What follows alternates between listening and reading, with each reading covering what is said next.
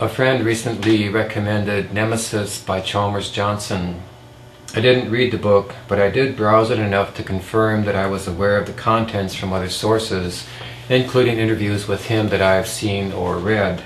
The story in the book is basically that of black budgets, secret prisons, and an empire that is overextended. I don't mean to diminish the evil of what we are doing in Iraq, but one way to get a grip on our current reality is to compare George Bush to a CEO who has made a bad acquisition. It is an acquisition that should not have been made, and one that will never produce a return on investment. Indeed, it is an economic black hole. When a CEO makes a bad investment decision, he cannot change his mind, because if he did, he would lose his job. Typically, he will be allowed to struggle on until the board gets fed up and replaces him with someone who at least will stop the losses. By then, so much damage will have been done that the corporation may not be able to continue as a separate entity, and it often merges with a stronger company. In the worst case, it is dissolved, as happened with Enron.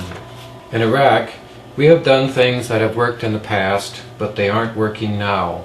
There will be no happy ending. At this point, the United States is like a soap bubble. Our empire seemed invincible and eternal until just a few years ago, but the stresses have built up to the point where the bubble will soon pop. Many of us will be surprised by this, but that is always the way with an entity that is overextended.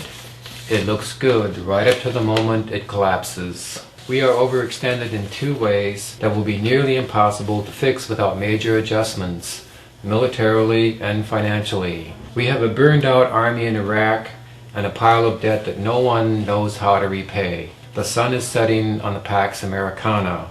Few will be sorry to see it go. Will there be a future for us? Yes, but it will be a lot different from the past.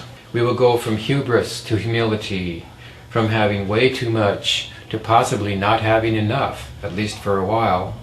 We will have hard work ahead as we go from oil to wind and sun, as we go from chemical agriculture to organic methods, as we go from being polarized economically to a more equitable state. Some people fear that the next turn of the screw leads to martial law, but how can that be done by a bankrupt government with a broken army? The American military has been used and abused by the neocons, and it is hard to see them supporting any massive grab for power by a regime that has used power so incompetently. If we compare this time for World War II, it is 1944, and the Allies are knocking at the door of the Fuhrer bunker. This is not just a George Bush problem. The Iraq Study Group brought together a whole bunch of people from the power elite. Their plan was stillborn, and they will go down with the empire. The young growth of a better future is all around us. Biomimicry, solar energy, alternative medicine, and much more. Those of us who are building this better future just need to continue doing what we are doing, because very soon America will realize how much it needs our ideas.